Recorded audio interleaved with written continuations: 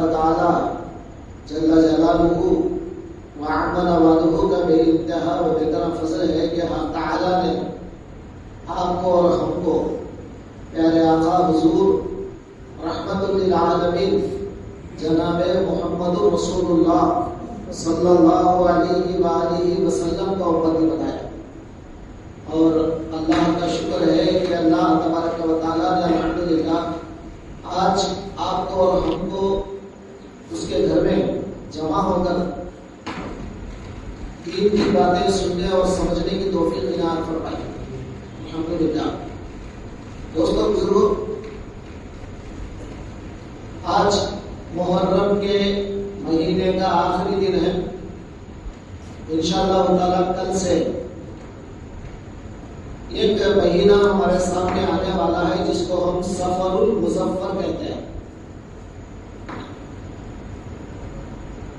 सफरुल मुज़फ्फर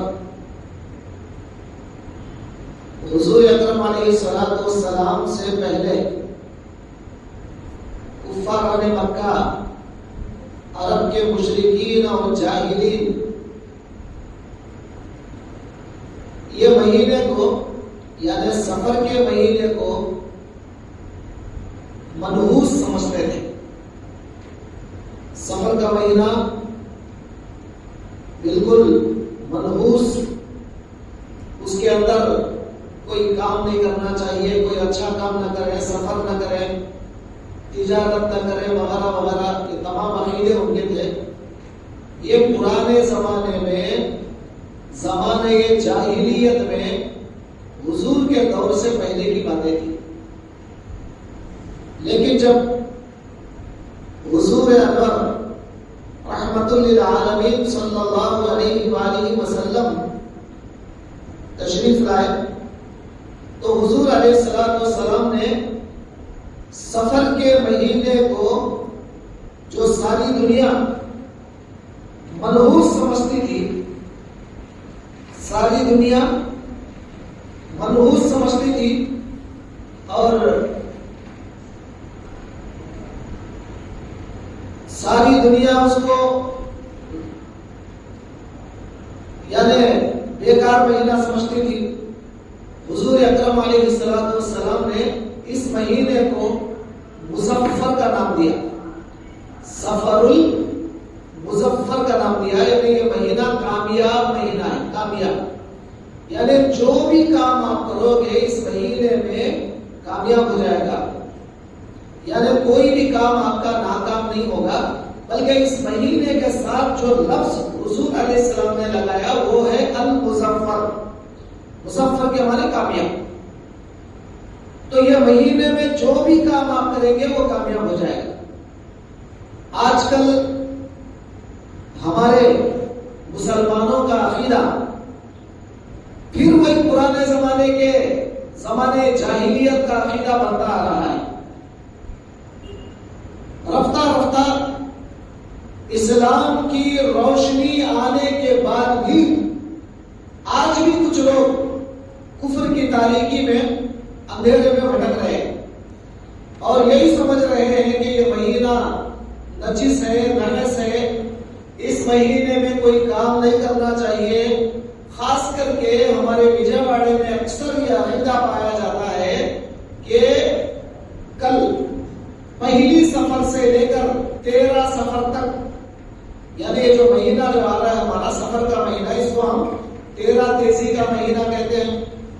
तो ये 13 तेजी के महीने में शुरू के 13 दिन लोग कहते हैं कि ये कीड़ के महीने हैं। दोस्तों आप जरा मुझे बताओ, कुरान की कोई आयत में तो ऐसा लिखा हुआ नहीं है और हुजूर सल्लल्लाहु अलैहि वसल्लम ने किसी हदीस में भी यह महीना कीड़ का है या ये महीने के 13 दिन गलत है, ऐसा कभी भी कोई किताब में या कोई हदीस में सरकार ने बयान नहीं फरमाया। तो फिर ये क्या है? ये मनगढ़ंत कहानियां हैं जो हमारे कुछ बड़ों ने बना लिया है। इसको इस्लाम से दूर दूर का भी ताल्लुक नहीं है। बस रस्म रिवाज वो काफिरों के साथ रहते रहते कुछ उनकी आदतें हमारे अंदर आ गई है लेकिन इस्लाम हमेशा उन तमाम बुरी आदतों को, तमाम गलत अकीदों को निकालने की कोशिश करता है। इस्लाम हमेशा यही कहता है कि अल्लाह वहदहू ला शरीक पर यकीन कामिल पैदा करो। अगर कोई आपको फायदा देने वाला है तो भी अल्लाह देता है, और अगर कोई नुकसान देने वाला है तो भी अल्लाह ही देता है। दुनिया की कोई मजाल नहीं कि आपको नुकसान दे सके। सारी कायनात की कोई हिम्मत नहीं कि आपको नुकसान पहुंचा सके। आपको नुकसान या फायदा पहुंचाना वो अल्लाह के हाथ में होता है। दोस्तों जरा गौर फरमाएं, आज जैसे ही जो है 13 तेजी का महीना स्टार्ट होता है, सारे लोग नए जोड़े को, जो भी शादी होकर नया जोड़ा होता है, वो दोनों को अलग कर देते हैं। लड़की को मां के घर भेज दिया जाता है, तुम शौहर के साथ मिलके नहीं रह सकती क्योंकि ये मनहूस दिन है। दोस्तों जरा गौर कीजिए, आप ज़माने जाहिलियत के अकीदे में और आज के अकीदे में कोई फर्क नहीं है। ज़माने जाहिलियत में भी ऐसे कई अकीदे हुआ करते थे। एक होता था परिंदों से फाल निकालना, कबूतर या कोई परिंदा होता तो काफी लोग क्या करते, घर में दरवाजे से निकलने से पहले उस कबूतर को उड़ाते। अगर वो सीधे तरफ गया, समझ जाते कि जो है हमको ये काम कर सकते हैं और ये काम करे तो मिल के आता है। और अगर वो कबूतर इत्तेफाक से अगर बाएं तरफ गया, यानी मतलब उल्टे साइड में अगर गया, लेफ्ट साइड में, ये समझते थे कि हमारा काम नहीं होगा। तो ये काफिरों का अकीदा था, मुसलमानों का नहीं। आज भी हमारे मुसलमान कितने ऐसे लोग हैं जो बाहर निकलते वक्त कोई बिल्ली आड़ा आ जाए तो समझते हैं कि ये कोई नुकसान होने वाला है, वापस चले जाते हैं। वापस जाकर फिर थोड़ी देर बाद बाहर आते हैं, क्यों? मैं जब निकला था तो बिल्ली आड़ा आ गई थी। मेरे दोस्त, ये अकीदा इस्लाम का नहीं है। मुसलमान जो होता है उसका अकीदा अल्लाह की जात पर होता है, और जब घर से मुसलमान निकलता है, चाहे उसको बिल्ली आड़ा आने दो, कुत्ता आड़ा आने दो, चाहे दुनिया का कोई जानवर आड़ा आने दो, उसकी तरफ ख्याल नहीं करता, बल्कि उसका भरोसा अल्लाह की जात पर होता है। और वो घर से निकलते वक्त ये दुआ पढ़ता है, बिस्मिल्लाहि तवक्कलतु अलल्लाह ला हौला वला कुव्वता इल्ला बिल्लाह। ये दुआ आपको पढ़ के निकलना है घर से निकलते वक्त, बिस्मिल्लाहि तवक्कलतु अलल्लाह ला हौला वला कुव्वता इल्ला बिल्लाह। ये दुआ जब आप घर से पढ़ के निकलेंगे, इंशाअल्लाह आपका जो काम नहीं होने वाला है, अल्लाह पर भरोसा रखिए, अल्लाह वो काम भी आपका पूरा करेगा। लेकिन ये अकीदा मत रखना आप कि भाई घर से निकल रहा हूं, कोई बिल्ली आ गई, कोई फला आ गया, कोई वो हो गया, मेरी कुछ काम जो है बिगड़ जाएगा, मेरा काम फला होगा। ऐसा नहीं है। इस्लाम गलत अकीदों की नफी करने के लिए आया है, गलत अकीदे को रोकने के लिए इस्लाम आया है। आपको पता है, तवज्जो करें भाई, ये वाकया तो वालिमन आपने सुना होगा कई मरतबा, फिर भी मैं आपके ईमान के ताजगी के लिए बता रहा हूं। हजरत उमर रज़ी अल्लाह तआला अन्हु का जमाना है। अब आप जानते हैं अच्छी तरह हजरत उमर कैसी हस्ती है। हजरत उमर का जमाना है, ये कोई कहानियां नहीं, जो गुजरा है वाकया वो आपके सामने रख रहा हूं। हजरत उमर रज़ी अल्लाह अन्हु के जमाने में इराक के अंदर एक गांव के लोग मुसलमान बने, और वो गांव वाले दजला नदी के किनारे रहते हैं। दजला आपको पता है, एक नदी का नाम है दजला। उस नदी के किनारे गांव के लोग बसते हैं। उनका अकीदा क्या है? साल में एक मरतबा वो नदी सूख जाती है। अब लाजिम बात है, हमारी कृष्णा नदी भी तो साल में एक बार जब गर्मा का मौसम आता है तो सूख जाता है। ये बात अलग है कि यहाँ पर हमने वहां पर जो है बैरेज के पास आपने लाभ डाल दिया तो थोड़ा पानी रुका हुआ है। तो चूंकि पुराने जमाने में अभी वो लाभ करना, पानी को रोकना अभी उनके दिमाग में आया नहीं था, तो पानी चूंकि चला जाता था तो गर्मा के मौसम में पानी सूख जाता था। ये तो एक फितरती बात है, आप तवज्जो करें मेरी बात पर। तो दजला नदी में जब पानी सूख जाता था, पानी नहीं आता था, तो सारे वो बस्ती वाले क्या करते थे, उनका अकीदा बन गया। शैतान क्या करा, उनके और अकीदे को भड़काया। जो अकीदा उनका था गलत अकीदा, उसको और नमक और मिर्ची लगा के उनको और बढ़ा के बताया, देखो तुम लोग जो कर रहे हो बहुत अच्छा कर रहे हो। तो क्या करते थे लोग, वो बस्ती वाले दजला नदी में एक नौजवान लड़की को सजा के, अच्छे कपड़े पहना के, बाकायदा उसको सवार कर उसको ले जाके नदी के बीच में सुबह कर देते थे। लड़की को, नौजवान लड़की की बलि दी जाती थी। उसके बाद उनके अकीदे के मुताबिक दजला के अंदर पानी आ जाता था। और ये एक दिन दो दिन का मामला नहीं है, कई सालों सालों सालों से ये परंपरा चली आ रही है उनके पास। कई सालों से हर साल नदी सूख जाती है और हर साल एक लड़की को बलि दी जाती है, उसके बाद पानी आता है। जमाने से चल रहा है, कोई नई बात नहीं है, बहुत जमाने से ये तरीका चल रहा था। अब एक साल चूंकि वहां के तमाम लोग, बस्ती के लोग मुसलमान हो गए थे, कलीमा पढ़ लिए थे, तो उन्होंने हजरत उमर रज़ी अल्लाह तआला अन्हु को खत लिखा, आए उमर खलीफतुल मुस्लिमीन, हमारे पास एक तरीका चलता है, एक जमाने से कई सालों से तरीका चलता है, जब भी हमारी दजला सूख जाती है हम एक नौजवान लड़की की बलि देते हैं और उसको कुर्बान करते हैं, तो खुद ब खुद पानी नदी के अंदर आता है। और जब तक हम लड़की को सुबह नहीं करते पानी नहीं आता। आप समझ रहे हैं ये कब से चल रहा है, जमाने से चल रहा है। और हजरत उमर को खत लिखा गया, क्या करें, हम मुसलमान हैं और इस वक्त क्या लड़की को सुबह करें या ना करें, इस्लाम क्या कहता है इसके बारे में। तो जब हजरत उमर रज़ी अल्लाह तआला अन्हु को इस बात की इत्तला मिली तो आपने क्या किया, कुछ नहीं किया, कोई ताबीज लिख के नहीं दिए, कोई कुरान की आयत पढ़ो नहीं बोले, सारे बस्ती वाले मिलकर अल्लाह से दुआ करो नहीं बोले, कुछ नहीं। एक चिट्ठी लिखा, एक चिट्ठी लिखा नदी के नाम पे, नदी को लिखा खत, ऐ दजला, अगर तू अल्लाह के हुक्म से बहती है फौरन बह जा, अगर तू अपनी मर्जी से बहती है तेरे पानी की हमको जरूरत नहीं, कल क़यामत के दिन अल्लाह से तेरी शिकायत करूंगा।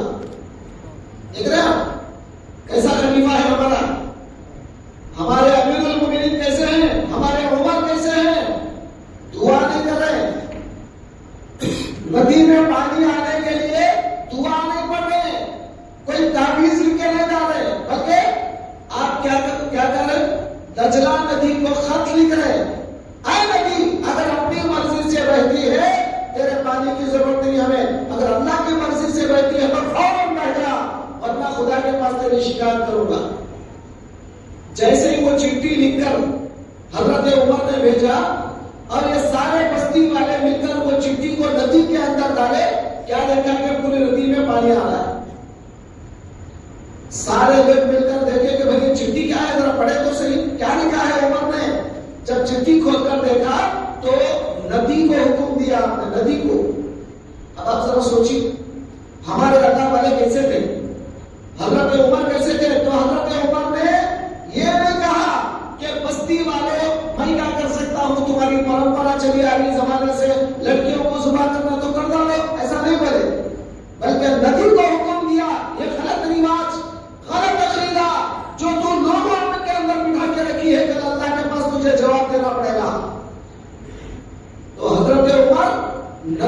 हुक्म नहीं दिया बल्कि पूरा पानी भी आपने पैदा फरमाया, मतलब आपने जारी फरमाया पानी को, और साथ साथ में बस्ती वालों का अकीदा भी खुदा पर उठा दिया। बस्ती वालों को भी ये बताया कि पानी देने वाली नदी नहीं बल्कि अल्लाह देता है। आपको समझ में आई बात? तो इस्लाम गलत अकीदों की इस्लाह करता है, गलत अकीदों को इस्लाम रोकता है। अल्लाह के खिलाफ जो जो गलत अकीदा रखते हैं इस्लाम उसको रोकता है। ऐसा एक नहीं, कई मिसालें आप देखेंगे, कई मिसालें इस्लाम के अंदर। हमारे खुलफा राशिदीन, उनका यकीन, उनका आला दर्जे का ईमान इतना ज्यादा पुख्ता था कि अल्लाह को ही नफा देने वाला, अल्लाह को ही नुकसान देने वाला समझते हैं। हजरत खालिद बिन वलीद का वाकया आता है तारीख के अंदर। खालिद बिन वलीद कौन है? ये कमांडर थे, पूरे इस्लामी फौज के कमांडर, सिपह सालार, बहुत बड़े कमांडर सारे इस्लामी फौज के। हजरत खालिद बिन वलीद के पास एक बादशाह अपने सफीर को भेजकर, अपने एम्बेसडर को भेजकर 3 तोहफे देने लगाता है। 3 तोहफे, प्रेजेंटेशंस। एक जहर की शीशी, दूसरा एक तलवार, तीसरी एक कवर। ये 3 तोहफे हजरत खालिद बिन वलीद को दिए जाते हैं। हजरत ने पूछा ये औरत का मैं क्या करूं? तो फरमाया ये दुनिया की सबसे खूबसूरत औरत है, आप चाहे तो शादी कर ले। हजरत ने एक फौजी को उठा के दे दिया, कहा कि तुम इसके साथ तुम निकाह कर लो, मुझे इसकी जरूरत नहीं है। फिर उसके बाद वो तलवार एक सहाबी को दे दिया, कहा कि तुम इसको रख लो। अब कहा ये जहर की शीशी क्या करूं इसको? तो जो कासिद आया था, एम्बेसडर जो आया था, उसने कहा कि हजरत ये जहर इतना पावरफुल है, इतना खतरनाक है, इसका एक कतरा अगर बाउली के पानी में मिला दो, वो बाउली का पानी पीने वाला मर जाएगा, इतना पावरफुल जहर है। खाली एक कतरा, पूरी शीशी मिलाने की जरूरत नहीं, ये शीशी में का एक कतरा अगर किसी बाउली के पानी में डाल दिया जाए तो पीने वाला मर जाता है। इतना खतरनाक और पावरफुल जहर है। तो हजरत ने पूछा कि किसको दूं ये? तो वो कासिद ने कहा हजरत अगर कोई आपके दुश्मन है, वो दुश्मनों के पानी में आप मिला दे, मर जाएंगे वो लोग। तो हजरत ने फरमाया मेरा नफ्स, मेरे अंदर का नफ्स जो हमेशा अल्लाह के खिलाफ उकसाता है, इबादत सही करने देता नहीं, हमेशा सुस्ती लाता है, काहिली लाता है, ये नफ्स से बढ़कर मेरा दुश्मन कौन हो सकता है? लिहाजा पूरी शीशी उठा के पी गए। कासिद कांप रहा है, समझ गया कि आप मर जाएंगे, मगर हजरत खालिद बिन वलीद ने कहा डर मत, मैं मरूंगा नहीं, क्योंकि मेरा यकीन ये जहर की शीशी पर भी अल्लाह की साथ पर है। तो ये क्या था? मुसलमान हमारे बड़े लोग सारी दुनिया को ये बता दिए हैं, कोई चीज आपको नुकसान नहीं करेगी, कोई महीना आपको नुकसान नहीं करेगा, कोई पहाड़ आपको नुकसान नहीं करेगा, कोई नदी आपको नुकसान नहीं करेगी, कोई झाड़ आपको नुकसान नहीं करेगा, कोई सितारे आपको नुकसान नहीं करेंगे, जब तक कि अल्लाह की इजाजत ना हो।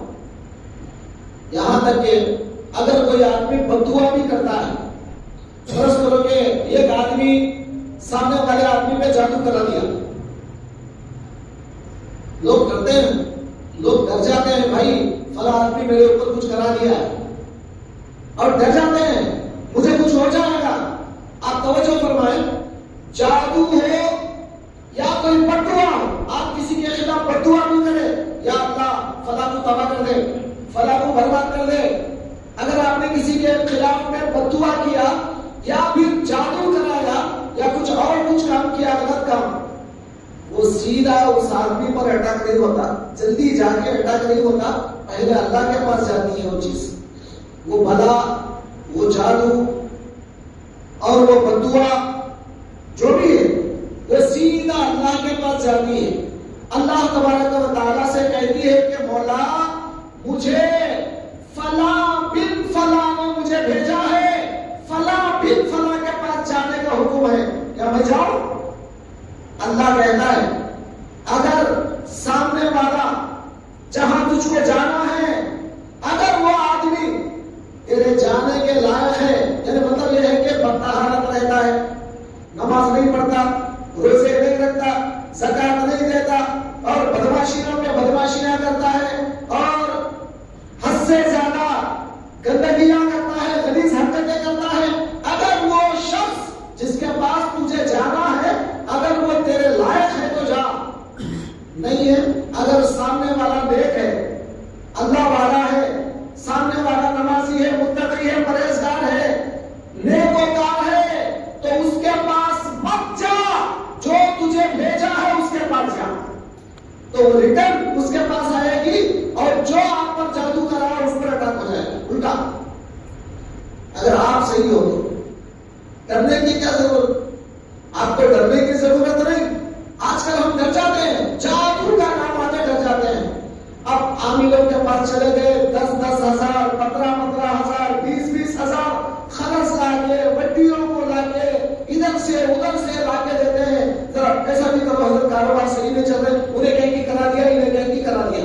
जरा आप मुसलमान हैं, अब जरा ठंडे दिल से बैठ के गौर करो। आप अल्लाह ताला जादू को पैदा करने वाला भी अल्लाह ही है, और जो जादू कराने वाला है उसको पैदा करने वाला भी अल्लाह ही है।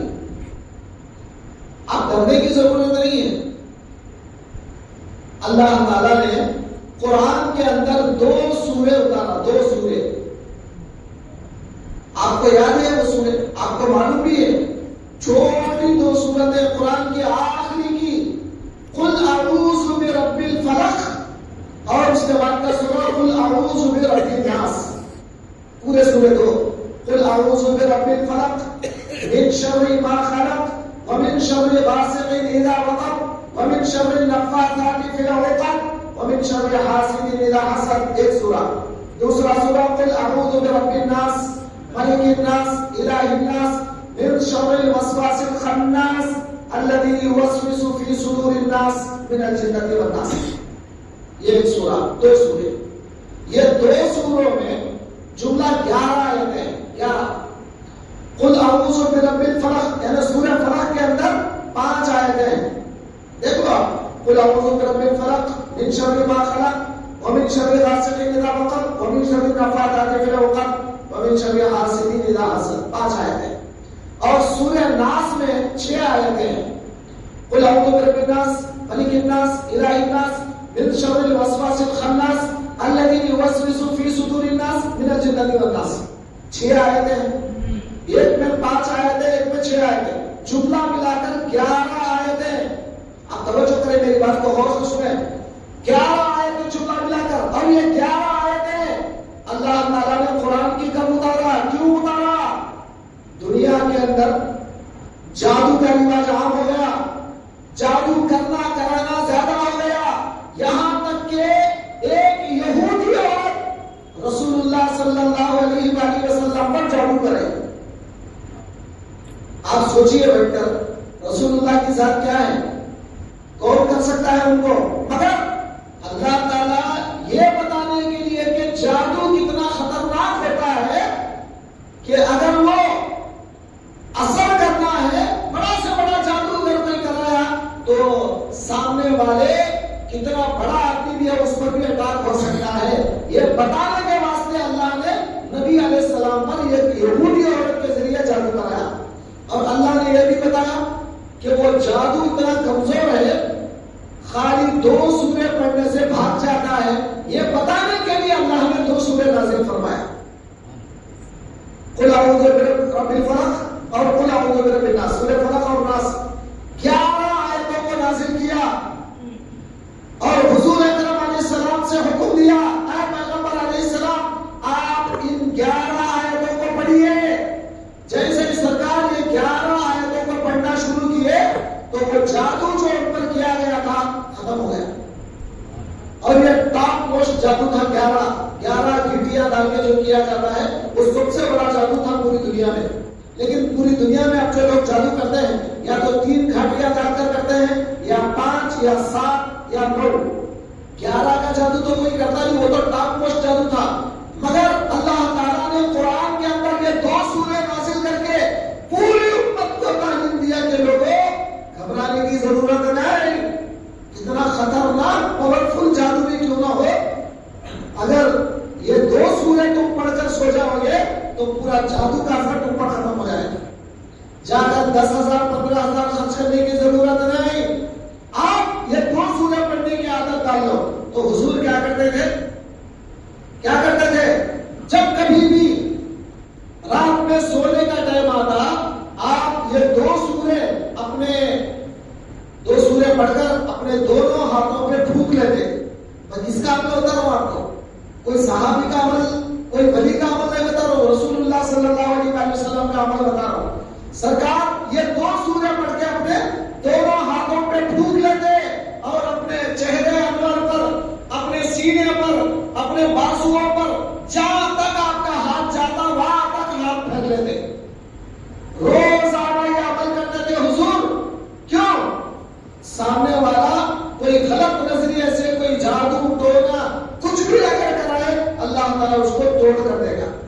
अब आपको डरने की जरूरत नहीं, आज से कोई आमिर के पास जाने की जरूरत नहीं, कोई बड़े ताबीज़ वाले के पास जाकर आपको उसके 10-15 हजार खर्च करने की जरूरत नहीं। अल्लाह ने आसान तरीका आपको कुरान में बता दिया। तो दोस्तों, फिर ये 2 सूरह आपको बच्चे को नजर लग जाती है। आमतौर पर होता यह है कि छोटे बच्चों को नजर लग जाती है। अगर आपने घर बनाया, आपने एक बिल्डिंग बनाया, आलीशान बिल्डिंग, तो लोगों की नजर लगती है। और हुजूर अलैहिस्सलाम ने फरमाया अल-ऐनु हक़्क़ुन, नजर का लगना बड़ा है। सरकार ने खुद फरमाया अल-ऐनु हक़्क़ुन, नजर का लगना हक है, बिल्कुल नजर लगती है सामने वाले की। अब वो नजर क्या है? हसद की निगाह है, हसद की निगाह, जलन की निगाह। सामने वाले बिल्डिंग को देखता है, कहता है कि ऐसा बनाया इन्हें, इतना अच्छा कैसा बनाया, तो इन्हें जल रहा है अंदर, जलते हुए वो नजर से देख रहा है। तो वो जो नजर है खतरनाक होती है, और वो नजर अगर लग जाए किसी बिल्डिंग को, अब वहां से तबाही शुरू। हुजूर अलैहिस्सलाम ने फरमाया अगर किसी जानवर को नजर लग जाए, समझ लो हंडी तैयार रखो, अब वो मरने वाला है, मतलब उसको सुबह करके तुम खा लो। और फिर हुजूर अलैहिस्सलाम ने फरमाया किसी बच्चे को अगर नजर लग जाए तो वो फिर वो बच्चा मौत के घाट उतर जाता है। तो नजर जादू से भी खतरनाक चीज है। जादू से इंसान जल्दी मरता नहीं, नुकसान होते हैं, लेकिन नजर लगने से इंसान मौत के घाट चला जाता है। तो दोस्तों, अब इसका कारण क्या है? तो पुराने जमाने में, जमाने जाहिलियत में अलग अलग अंदाज में क्या क्या की करते थे वो लोग। अब हदीसों में इसका अलग अलग जिक्र है। अब पहले ये मालूम करते थे कि नजर किसकी लगी, पहले वो मालूम होना। अब उसकी नजर लगी तो उसको बुलाते, उसके एक प्लेट के अंदर पानी डालते, उसका सीधा पांव धुलाते, फिर बाया पांव धुलाते। एक अलग अलग तरीके थे। इन्हें मतलब इसका खुलासा यह है कि उसकी चापलूसी करते, खिदमत करके, भाई तू खामखा नजर दिया, ऐसा रखो, ले वापस ले, बोले का माना था। मगर ये पुराने रस्म लिबास थे। जब हुजूर अलैहिस्सलाम पर ये 2 सूरह नाज़िल हुए, सूरतुल फलक और सूरतुल नास, तो हुजूर अलैहिस्सलाम ने सारी उम्मत को तालीम दिया अगर बच्चों को नजर लग जाए, ये 2 सूरह पढ़ लिया तो नजर खत्म हो जाएगी। और अगर किसी को जादू हो, 2 सूरह पढ़ लिया तो जादू खत्म हो जाएगा। इतना आसान मामला सरकार दो आलम ने बताया। अगर आपके घर को नजर लगी, आप जो है ना रोजाना घर में पढ़ो, और पढ़ के आप जो है ना ऐसा उंगली के इशारे से घर के तरफ आप क्या करो, दायरा खींच के आप ऐसा उंगली के इशारे से आप करते रहो, और ये 2 सूरह पढ़ा करो। तो ये हिसाब करने पर घर की नजर खत्म हो जाएगी। सारी दुनिया जो कुछ भी आप पर नुकसान कर ले, कुछ नहीं होने वाला आपका। तो दोस्तों, इस्लाम जहां पर नुकसान आता है वो भी बताता है, और वो नुकसान को कैसे आसानी से दूर करना चाहिए वो भी बताया, और यकीन ये बताया कि तुम खुदा की जात पर भरोसा करो। आज हमारा अकीदा क्या है? सफर का महीना शुरू होता है, शुरू पहले शादीशुदा जोड़ों को अलग कर देते हैं। ये 13 दिन जो है शादियां नहीं करते, पूरे शादी खाने खाली पूरे विजयवाड़ा के एक भी शादी नहीं करता 13 दिन में। और यह समझता है अगर मैं ये 13 दिन में शादी करूंगा तो कीड़ हो जाएगा, ये रिश्ते टूट जाएंगे। अच्छा ये बताओ, अब दुनिया में जितने तलाका हो रहे क्या वो सब सफर के महीने में करते क्या? अब कोर्ट में जाकर देखो आप कितने तलाक के केस हैं, आपस में कितने लड़के लड़कियां लड़ने के कोर्टों में, क्या वो सब सफर के महीने में शादियां हुई थे क्या? फिर आप तो तारीख चुन के बाकायदा उससे पूछ के, इसके पूछ के, उसको पूछ के इतना एहतियात करके आपने तारीख मुकर्रर किया था, फिर रिश्ता टूटा क्यों? पता चला दोस्तों, तुम्हारे तारीख के मुकर्रर करने से रिश्ते के टूटने छूटने से ताल्लुक नहीं, तुम्हारे क्या बोलते हैं बच्चों को खंगाल खंगाल के, लड़कियों को खंगाल खंगाल के अगर तुम कितना भी कर लो तब भी वो रिश्ते छूटने या टूटने वाले नहीं। अल्लाह अगर तोड़ना चाहे तो टूट जाएगा, अल्लाह अगर छोड़ना चाहे तो छूट जाएगा। जोड़ने और तोड़ने का काम अल्लाह का है, तुम्हारा काम नहीं है। अल्लाह तबारक व तआला अपने हाथ में सारे इख्तियार रखा है, तुम्हारे हाथ में कोई इख्तियार नहीं दिया। आज हम क्या करते हैं, तारीख चुनते हैं। अच्छी तारीख बोलो हज़रत, शादी करना है अच्छी तारीख बोलो, तो आपका यकीन खुदा पर नहीं है, तारीख पर है। अरे अल्लाह पर यकीन करने वाला तारीख को क्या देखेगा? हर तारीख खुदा ने बनाया है, हर दिन खुदा ने बनाया है, हर टाइम खुदा ने बनाया है। अल्लाह की जात पर यकीन करके अगर आप शुरू कर देते, अल्लाह वो काम में आपको बरकत दे देगा। मगर आपका यकीन खुदा से हटकर तारीख पर आ गया, डेट पर आ गया, टाइम पर आ गया, यहां तक के पैदा होते हैं, पैदा होने के बाद लोग आके पूछते, बोले साहब वो बच्चा जो है मंगल को 10:15 पे पैदा हुआ, क्या नाम रखो बोलते? तो 10:15 है तो एक नाम, 10:20 है तो एक नाम रहता क्या? इस्लाम में ऐसा कुछ नहीं है। ये बम्बरों के पास हो सकता है, वो बम्बरों के पास, वो काफिरों के पास ये हो सकता है, हमारे पास नहीं है। लोग बोलते हैं आकर क्यों ऐसा बोलते हैं? इसलिए कि वो उनको एक आदत हो गई, वो बम्बरों से सुन के, काफिरों से सुन के, फला टाइम, फला तारीख, फला जो है सेकंड, वो सेकंड में बच्चा पैदा हो, क्या नाम रखना चाहिए? अरे अल्लाह के बंदे, तू कौन से सेकंड में भी पैदा हो, कौन से दिन में भी पैदा हो, अल्लाह तबारक व तआला ने तुझे हुक्म दिया इस्लामी नाम, एक अच्छा नाम रख ले, अल्लाह उसको बरकत दे देगा। अल्लाह का नाम लेकर शुरू कर दो। लेकिन हमारा अकीदा दिन ब दिन तारीखों पर आ गया, डेट पर आ गया, और जो है ना मौसम पर आ गया, यहां तक कि हम हर एक को नजीस और नापाक समझते हैं। और सारी कायनात के आका जनाबे मोहम्मद रसूलुल्लाह सल्लल्लाहु अलैहि वसल्लम अपनी प्यारी बेटी लख्ते जिगर हजरत सैयदा फातिमा ज़हरा रज़ियल्लाहु अन्हा का निकाह कब किया? आप जरा सोचिए बैठकर। शादी की तारीख अगर देखना हो तो हुजूर से बढ़कर कोई देखने वाला है क्या? तवज्जो फरमाइए ना, हुजूर से बढ़कर कोई तारीख मुकर्रर करने वाला है? नहीं। अब आप सोचे अगर तारीख मुकर्रर करना अगर अहम होता, सरकार ये सफर के महीने में अपनी बेटी का निकाह मुकर्रर नहीं करते, मगर हुजूर अलैहिस्सलाम ने सफर की 13 तारीख को, यानी ये महीने के आने वाले ये महीने की 13 तारीख, जिसको लोग कीड़ का दिन कहते हैं, 13 तेजी कहते हैं, क्या क्या गलत गलत बातें कहते हैं, वो 13 तारीख को रसूलुल्लाह ने हजरत सैयदा फातिमा का निकाह कराया। कौन है सैयदा फातिमा? जन्नत की तमाम औरतों की सरदारा है। सारी कायनात में हजरत फातिमा ज़हरा से बढ़कर कोई औरत दुनिया में बेस्ट औरत नहीं है, सिवाय इनके अलावा और 4 औरतों के। सरकार ने फरमाया दुनिया की सबसे बेस्ट औरतें अगर है तो वो 5। नंबर 1 हजरत खदीजा जो रसूलुल्लाह की बड़ी बीवी है। नंबर 2 हजरत सैयदा आयशा रज़ियल्लाहु अन्हा जो सरकार दो आलम की दूसरी बीवी है। और तीसरी हजरत सैयदा फातिमा जो सरकार दो आलम की प्यारी लख्ते जिगर है। उसके बाद चौथी हजरत मरियम जो हजरत ईसा की मां है। और 5वें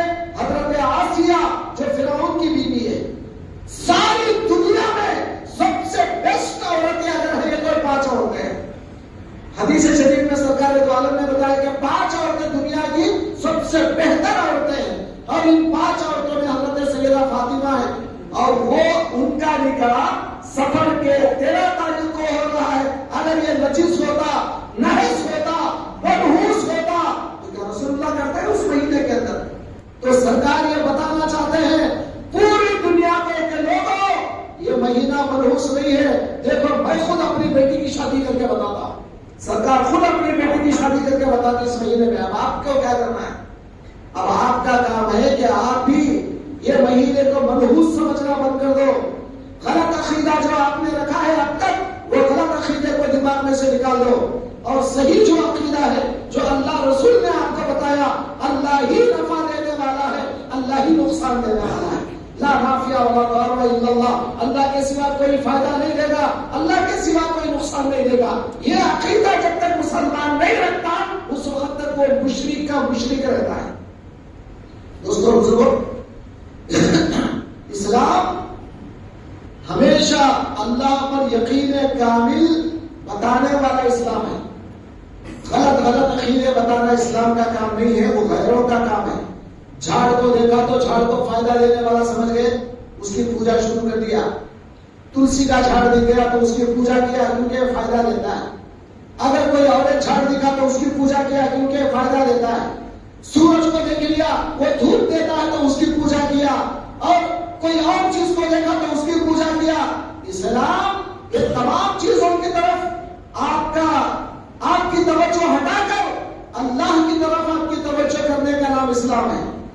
जब तक ये काम हमारे और आपके अंदर नहीं आएगा, ये अकीदा नहीं आएगा, पहले हम मुसलमान नहीं। इस बात को याद रखिए आप, सिर्फ कलीमा पढ़ लेने से मुसलमान नहीं बनता, सिर्फ कलीमा पढ़ लेने से इंसान मुसलमान नहीं बनता। अगर ऐसा बनता ना तो फिर गलत अकीदा रखने वालों से जंगें नहीं की जाती। इस्लाम के अंदर, इस्लाम में गलत अकीदा रखने वालों से जंगें की गई। दोस्तों आज सफर का महीना आ रहा है, आप ये समझ लो ये महीना रसूल दो जहां सल्लल्लाहु अलैहि वसल्लम ने उसकी सिफत में अल मुज़फ्फर लगाया है। ये महीना कामयाब महीना है। जो काम भी तुम अल्लाह का नाम लेके करो कामयाब हो जाएगा। आप नजीस, नापाक, नहस, मनहूस समझ के आप ना करो, रसूलुल्लाह ने किया है इसलिए मैं कर रहा हूं, आप कामयाब हो जाएंगे।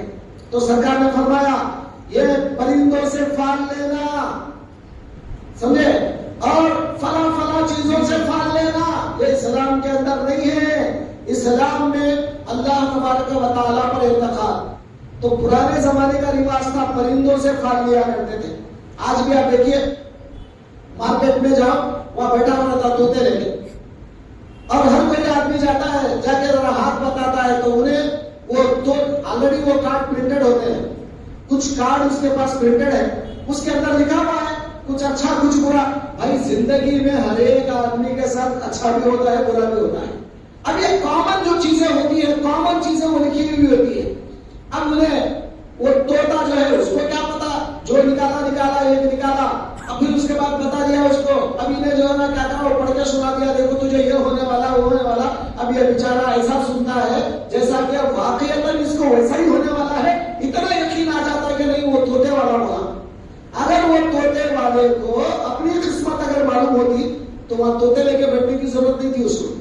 सुबह सुबह घर से निकलते वक्त देख लेता मुझे कितने पैसे आना है, समझे, कौन से टाइम पे आएंगे, ग्राहक कौन से टाइम पे आएगा, 12 बजे आएगा तो 12 बजे जाके बैठ जाता। सुबह से बैठने की जरूरत क्या थी उसको, उसकी किस्मत क्या पता उसको, नहीं तो तुम्हारी किस्मत क्या बताएगा।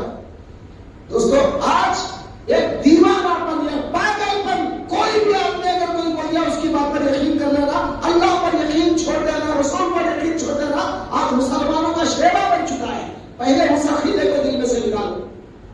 तो दोस्तों मैं जो बातें आज बोला हूं सिर्फ ज्यादा नहीं बोला, एक ही बात आपके सामने रखा।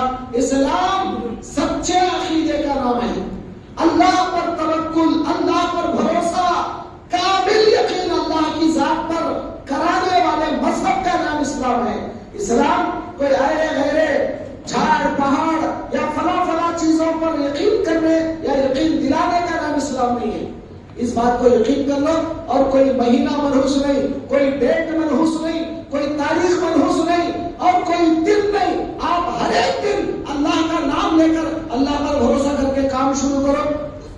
तो अल्लाह बोल के शुरू करो, अल्लाह वो काम आपको आसान करेगा।